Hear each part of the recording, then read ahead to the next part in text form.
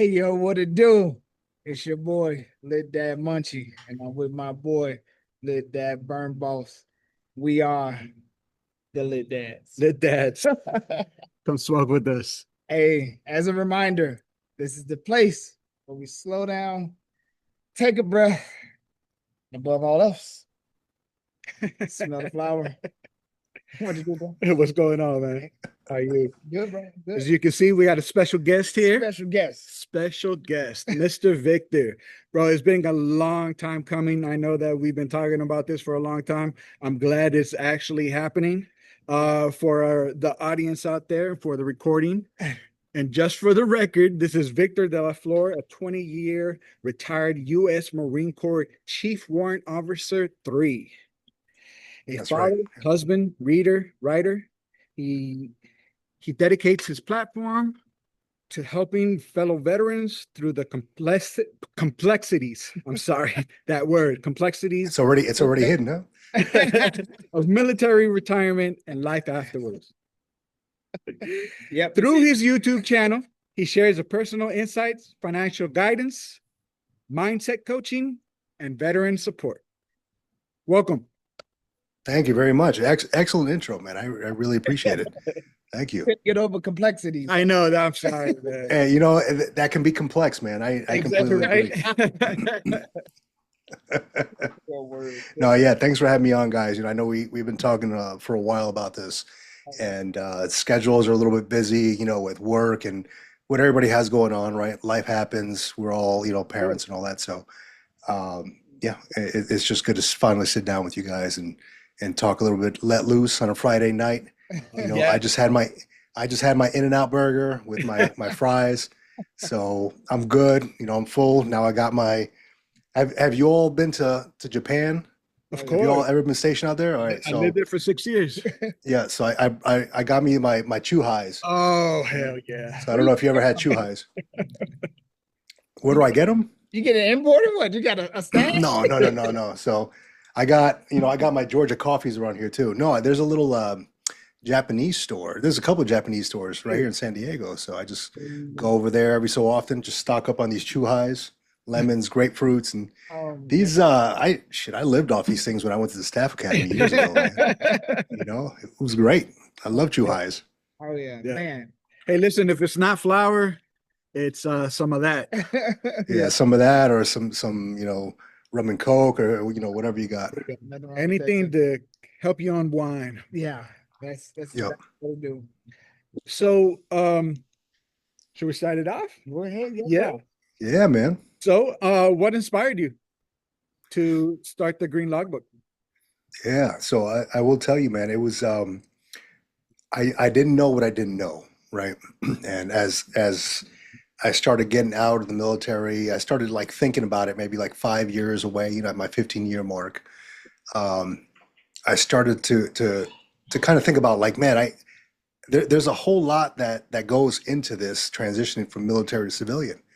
And then like my 19th year in, as I'm doing my work and all that, I'm learning so much because I'm asking so many questions. I'm getting so involved with these veteran organizations and stuff. I'm learning so much that I figure, you know what, man, there's got to be other people like me out there who just don't know what the hell is going on, how to deal with this crap. So let me just start this little YouTube channel. And that was it, man. That was like the genesis of it.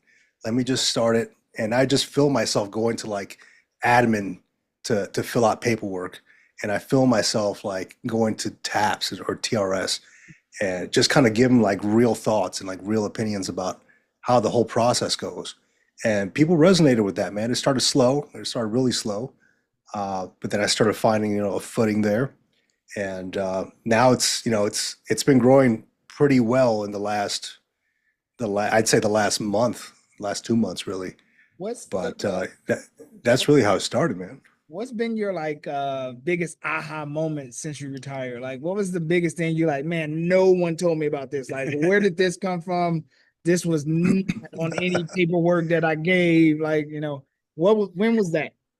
Oh, in I guess not in the greatest ways, but the biggest aha moment that nobody talks about.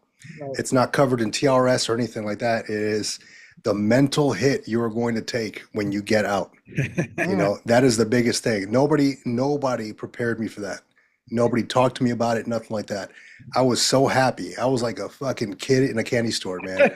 Just happy, like, oh, you know, I'm not gonna be. I can cuss on here, right? I'm sorry. I Yeah, can, of course. Hey, you okay. kidding? I was so happy. I was like, you know what? My goal was always 20 years, not a year more, not a year less. Same. And yeah, but it was nobody prepared me for the mental hit, man. Like when you get out, man, you know, you're needed when Yeah. you're in. Your phone's ringing, people need you. You're like the man. Yeah. And then you get out, you know, and it's like you're not looked at the same way. Yeah. You know, you don't have your rank anymore. Nobody's really calling you up. Nope. And that way I took a mental hit, like, man, Mhm. you know, are any of these people my friends really? You Mhm. know, it took me a few months to kind of get my groove, get my battle rhythm per se, to figure out what I really wanted to do.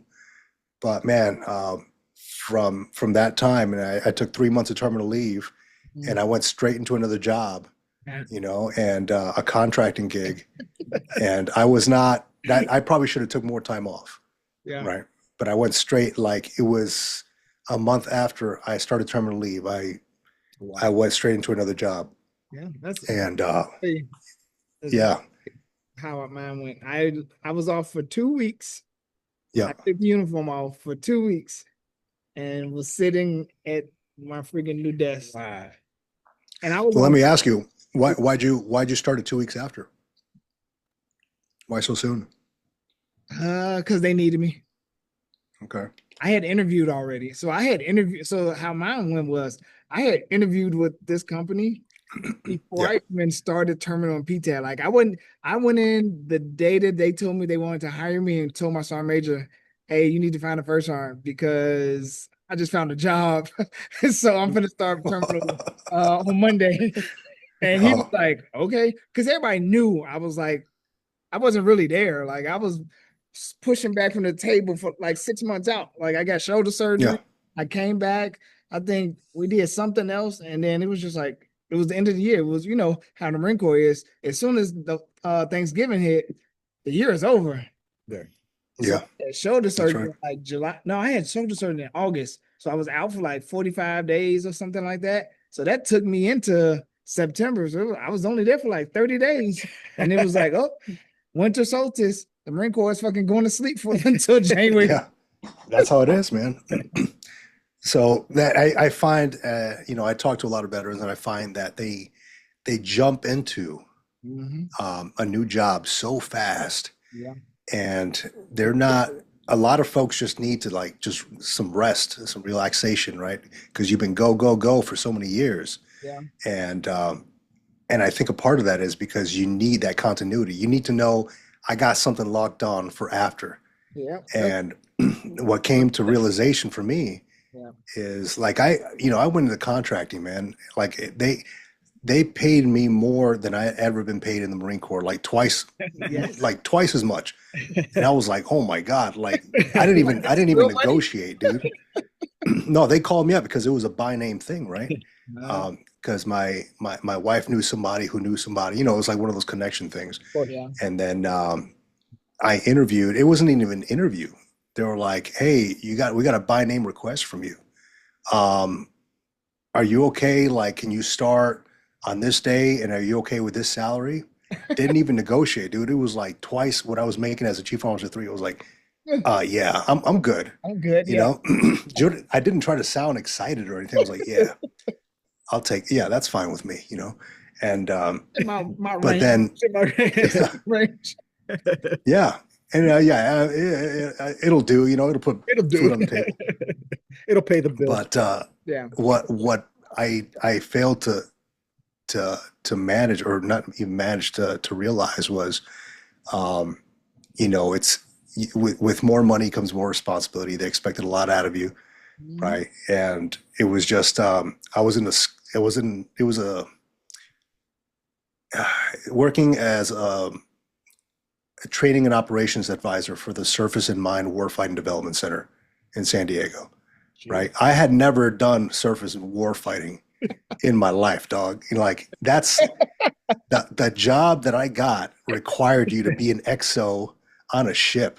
Ooh, Dude, I had never even been on a ship, dude. that was a learning I, curve. it was a big learning curve, man. A big learning curve. So I asked a lot of questions. Yeah. I got to know the basic job of a surface warfare officer in the Navy, right? Um, Only because I had like a good boss who was a prior lieutenant and she got out and she taught me everything. She took the time to sit down and write everything on a whiteboard. And I love whiteboards, man. So I was like, man, this is great. This works. But yeah, yeah, exactly. It was so good, dude. But yeah, it was a hell of a learning curve. I worked directly with a retired commander, a active duty commander, and then my boss. So I was just right there with him. And I sat every Thursday, I sat right next to the one-star admiral in intel briefs. Imagine my dumbass not Bro, knowing a single freaking thing about surface warfare. And I'm like, You like, yeah, I'm staring at them like everybody's looking around like, yeah, we're making some progress. I'm like, hey, yeah, it sounds like it. that reminds me like my first time at being of the battalion as the admin chief, as a staff sergeant. Hmm. I'm sitting in them fucking briefs from all the different departments, and I'm like, what the fuck y'all do all of this shit? Like, fuck. Okay, like, all right, I gotta step my game up. So okay, my couple two little points that I got about Yeah, supporting report that don't work. I got you. This is we want manpower. I got me. I was like, yeah, holy fuck. This yeah. So it's rough, man. It is a learning curve, dude. But I did that for a year, and the tough part about it is, it's like a secured location, so it's like there's no windows or anything, right? There's a whole like cipher lock and all this stuff on the door. So it's kind of like you're not seeing the light of day, yeah. you know. So I'm like, you know what? I got a little tired of that. For one, it was a drive. I mean, I live in San Diego and I live, right by Miramar, right? So um, going all the way to Naval Base San Diego, down by National City every day was kind of a drag, you know? Um, You get yeah, nothing it the whole sucked. time. What's that? Traffic the whole way. Yeah. So you got to leave early enough, right? Because if not, you're hitting traffic all over the place. Yeah. But yeah, I mean, and that too. I mean, I wanted to be around to like take my kids to school and stuff, and I just couldn't do it, So or pick them up from work or from school, and I just couldn't do it, man. So it became a drag, Yeah. And after a while, I was like, you know what? It's the money's good, but is the money everything? Does that make the worth of a man? That is that all it takes? No, it's not. Nope. And so Yeah. you talked about something just now. You were talking about you and the kids. How old are your kids, by the way? Oh, I got three, man. I got a 21-year-old, Okay. a 14-year-old, Okay. and an 11-year-old. Or I'm sorry, he's 15 now and 11. Okay. Yeah. Yeah. We close in age, and is I say that because one of the biggest things for us is, well, when I retired, it was all about the time that I missed. Yeah. I wanted to make that up. And like one of the biggest things about the reason, again, I dropped everything and kept this job and took this job is it was 5 minutes from my house. Hmm. And I was like, at that point in time, I was, again, fear of what I was going, my wages. But I was like, shit, I got a job and it's right down the street from my house. Like, wait a minute, I can go to all my kids' sports and shit. I can take them places, Yeah. take them to school some days. Like, I Yeah. was like, That's perfect. like, I think that was the biggest thing for me. Like, and I'm sure you, of you course. experienced it, you've seen it, but it's Yeah. so crazy how you, like, I don't know, like my family close, but like even sometimes you kind of take for granted for that shit.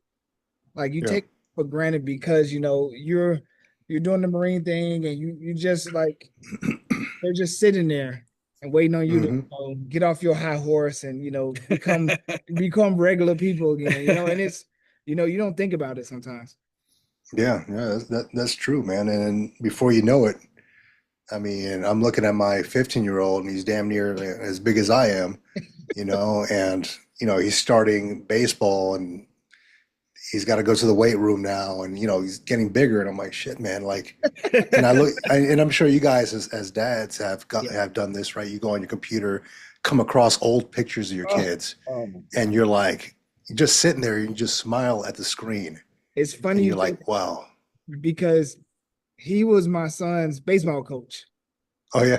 when they were like, man, 9 or 10, somewhere around Yeah. there, somewhere real young. Yeah. And I was going through pictures on my computer the other day, and Hmm. I freaking see a picture of baseball. I'm like, man, I know that was when Eddie's coaching. I'm clicking on that shit. I'm like, oh shit. And I found a picture with so his son, my son, and him in the background, and Yeah. they were going throwing pitches. And I'm like, wow, like Yeah. this is crazy. My daughter, his daughter's best friend, I'm like, hey, you recognize the kid in this picture? She was like, yeah, Sean right there. And she kept looking. She was like, is that Mr. Eddie? And then I was like, you don't see nobody else? She didn't even recognize his son. She was like, that's not Zoe. Yeah. I was And like, that, that's what makes it all worth it, man, is the memories, right? But what I realize is, they grew up so fast. yeah, And a lot of times, like, when I'm on duty, or when I had to yeah, go TAD, or even when I went to the staff academy, I was missing out on all those times, and like when I went to TBS, the basic school out in Virginia, yeah. I was stationed in Camp Lejeune in North Carolina at the time. Okay. And my wife was pregnant, like really pregnant. Jeez. So, and I had to go through 4 months of training, right, for the warrant officer training and all that. So, I talked to my wife every night, and then she was like, "Yeah, I think it's almost time. It's almost time." And I'm like, "Shit, I'm like 2 weeks away from graduating, Yeah. you know." So Yeah. Wow. maybe it was like the last month, right? But then I was telling my instructor, I was like, "Hey, look, I know we got to do like after action briefs and all that stuff with the platoons on Fridays. I'm like, I'm asking for like a request to leave like immediately after the last class, so I can drive from Virginia to North Carolina, just in case I got to be there for the wife." And I did that for 3 weekends in a row until the last weekend, the weekend before I graduated. You know, she gave birth to my kid, Uh, and then I graduated after. So yeah, uh, it was a crazy story, but I was like, it's like one of those times where you got training, you got this mission, but then you also got to be there. I'm like, if I didn't have to do this, I could just be there full time. Yeah. yeah. But you know, the But the military takes over, man. you weathered the storm. You weathered the storm. Oh yeah, absolutely. Came I had out. no choice, man. Yeah, that's true too. Sometimes we don't. Again, I think when you're in it, again, you just don't realize how far and deep you into that shit. Like it. Yeah. But like today, I went on base, and I'm looking around, and it was a graduation, and I'm looking at all these Marines in uniform. I'm like, they don't realize the world is passing them by. Like Yeah, yeah, they're stuck and in that's and it's part of the journey too, right? Like you and I mean, even Eddie, right? So I mean, we're all young, we all had experiences, yeah, and we didn't know what we didn't know. yeah, These young cats in uniform, they're like, yeah, this is the start of my life, right? right. And they have no idea that, other people are living their lives faster than they are. I mean, they got no idea. So I notice that every day, man. Every day. When you were talking about TRS and all that stuff earlier, one of the things that when I, retired and kind of look back on how that whole process went, like, Yeah. I don't think it's doing anybody justice the way it is. No, it's not, man. It's Because not. they are the information they give you is so cookie cutter that it just it's almost like you on the fucking you dropping a kid off on the school bus in the middle of the fucking woods and you like, yep, hey, Yeah. I got you as far as I can go. Keep going that way. And it's So like I in the middle of I got nowhere. some info for you. Yeah, it is cookie cutter, and it's for a reason, man.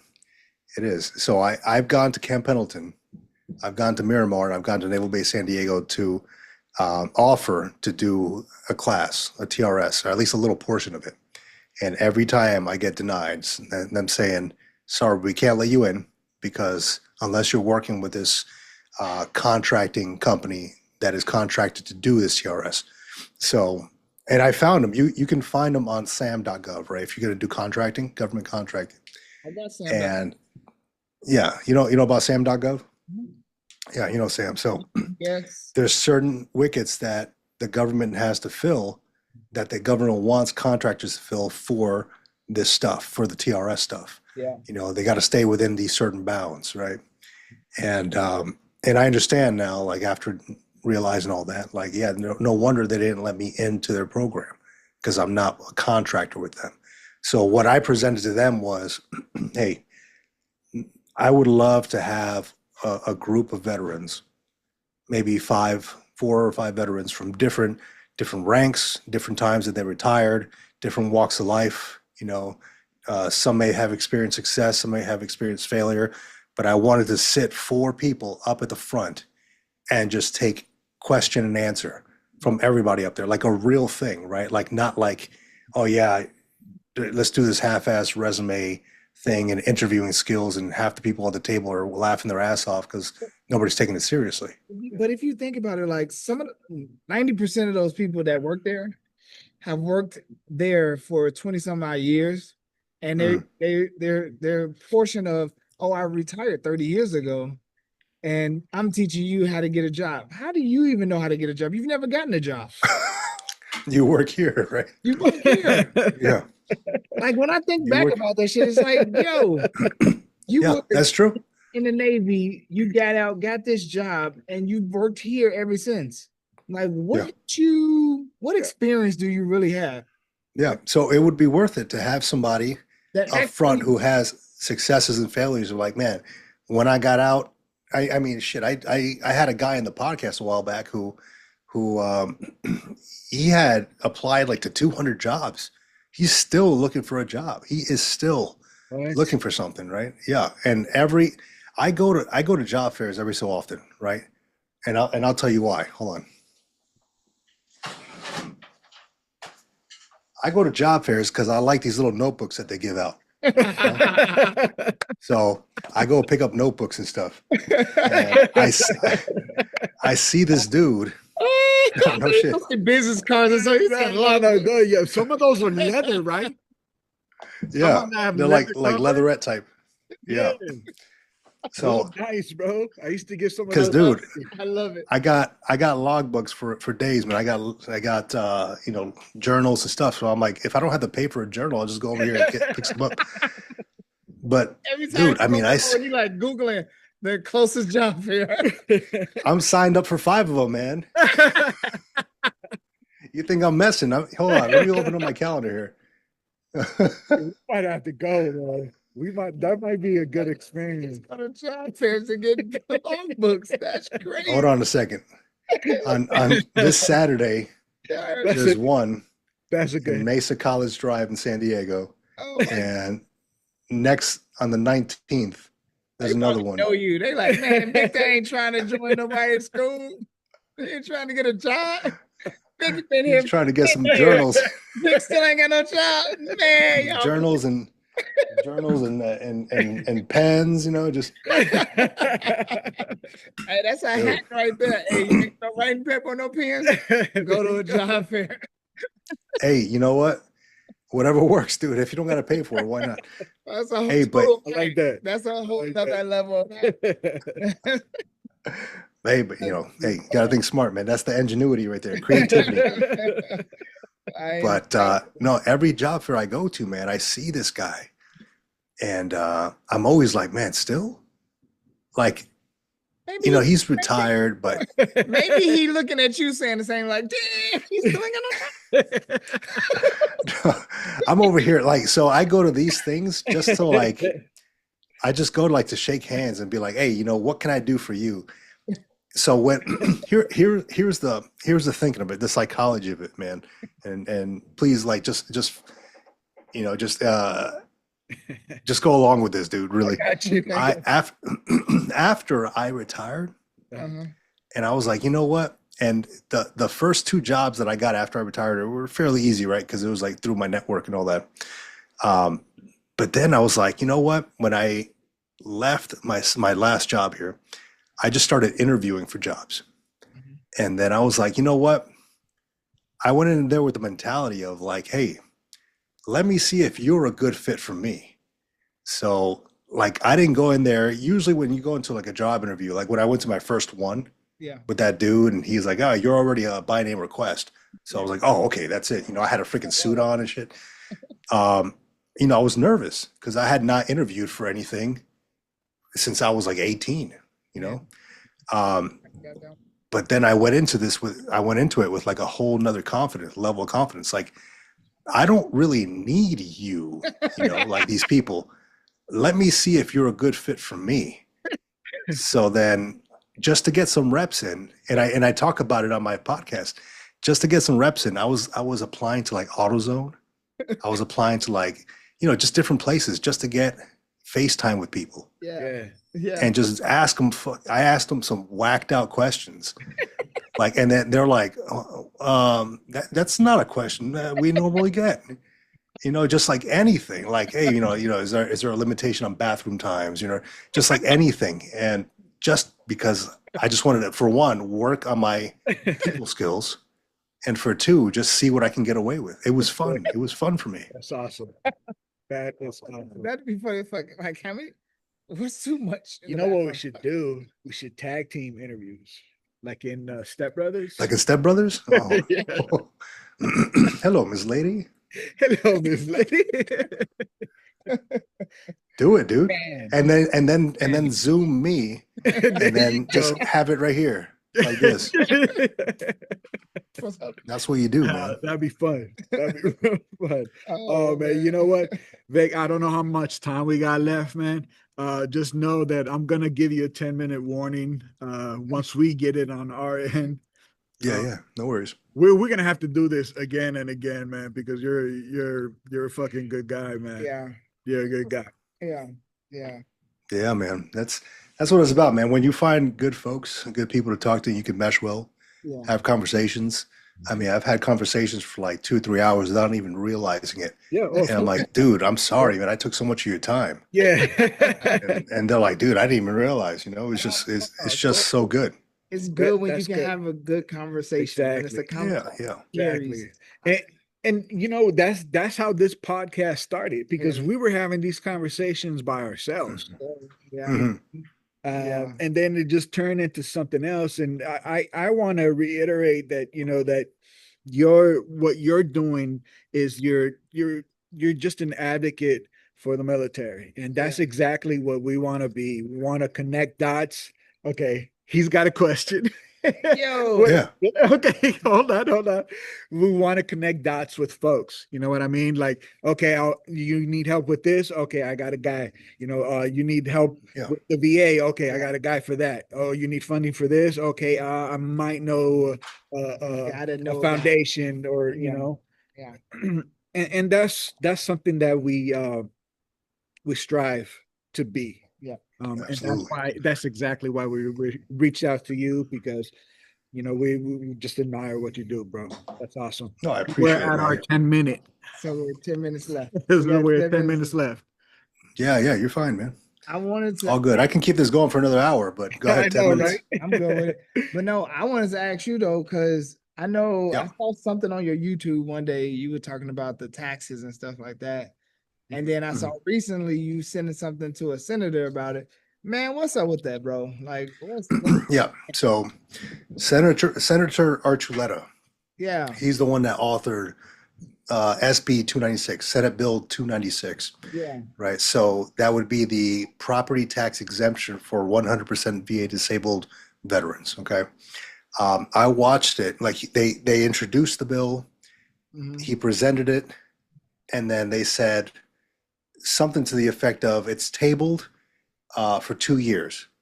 And I'm like, what does that mean? Like, I'm not a politician. What the hell does tabled for 2 years means? And just doing some digging, and essentially they're going to revisit it in 2 years. And I'm wondering, like, why? This is like such a good thing. There's not one veteran who'd be opposed to this, right? So what I did was I had reached out to him. He posted a video on his Instagram, and I responded to the video. Hey, Senator, I've been trying to get a hold of you. How do I get a hold of you? Like, I cannot get through to your office or anything. And so he sent me a message on Instagram saying, contact me at this number. here's my legislative director's information and whoever else, Yeah. contact them. And so I did, and I left my voice. I left a voicemail the first time. Second time, somebody answered, and I left a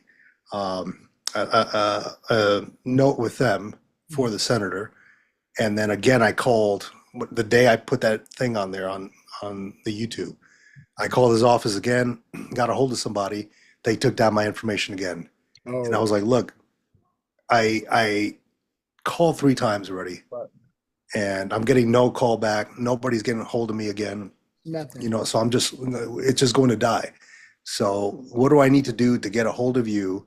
I run this veterans media group, and I really have questions. A lot of us have questions about this SB 296. It would be an immense thing, a massive thing to pass. Why are we not passing this? Do you need help pushing this? Because I'm willing to drive up or fly up to Sacramento and help and speak in front of an audience or whatever the heck he needs.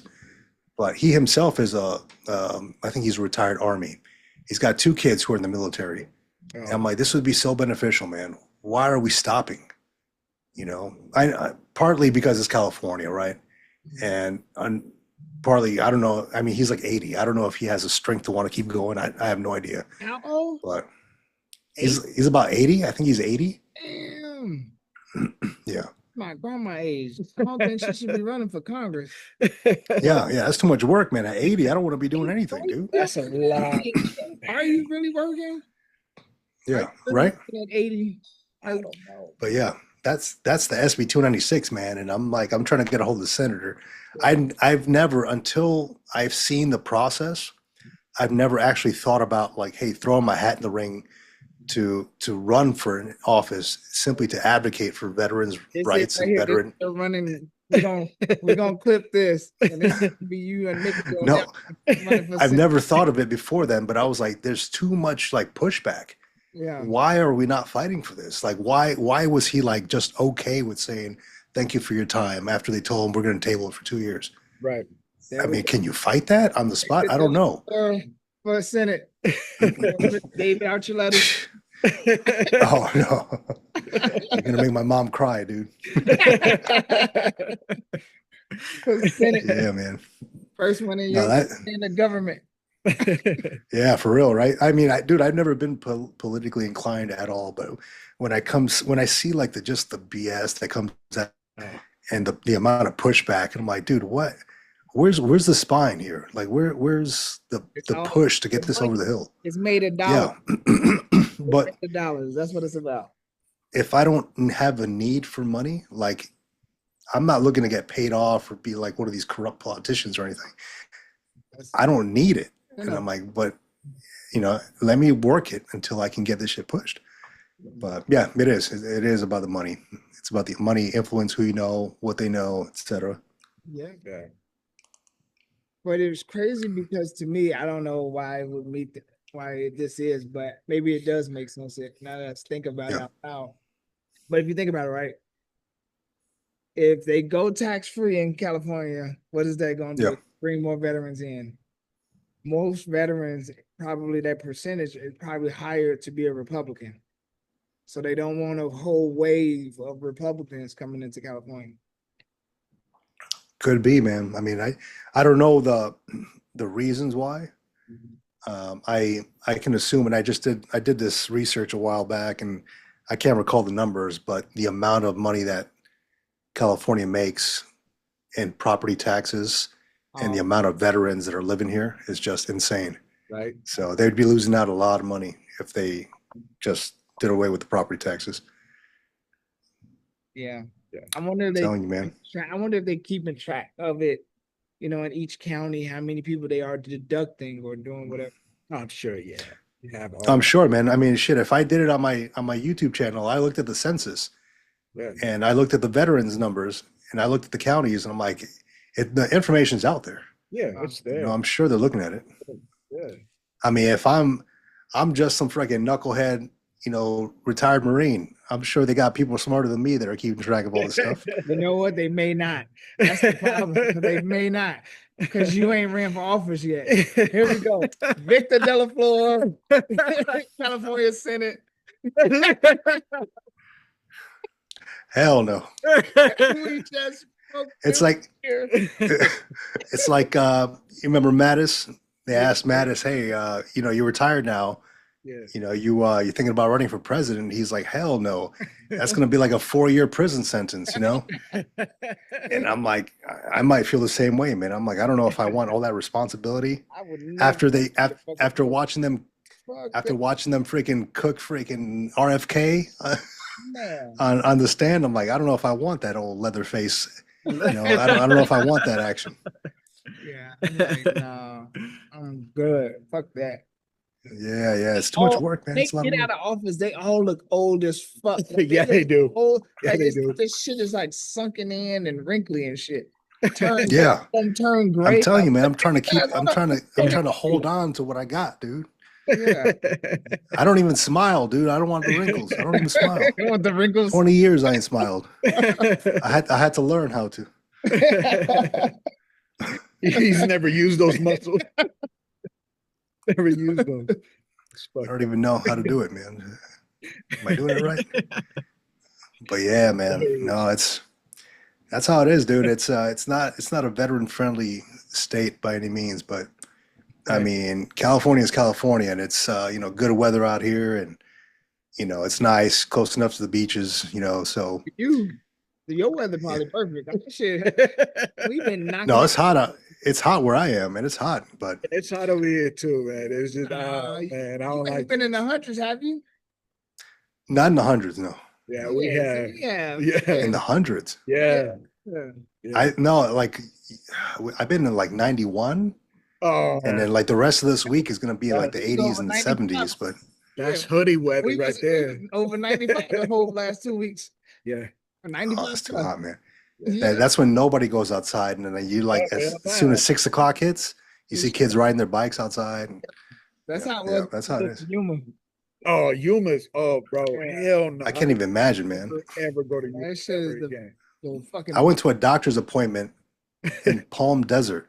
Oh yeah, there ain't shit out there. So no. So I went out there. I had my AC on, and I got out the car, and it hits you in the face, man. Like the heat. It's like the pressure, right? It's like a holy slap to the shit, face. dude. Yeah. And then of course the doctor's office was on lunch when I got there, so I went back to my car. And I was like, man, let me just sit outside here real quick. And I sat on the it was like a rock wall, Yeah. and damn near burned my ass, man. It was like just hot. Just in the middle. 120 degrees it was, man. You just burn yourself. Yeah, that's it, man. Hey, Skin me, man. we got less than a minute left. I don't know where we're gonna cut off, but we want to thank you for coming on. Yeah. Hopefully we can do this again, bro. We did I five. got so many questions for you. Yeah, we got so many questions for you. Like, Get through them. yeah, I know exactly. None of them. Like, we have some good ones for you too. So I don't know. It was just a pleasure. Just know that, bro. Yeah.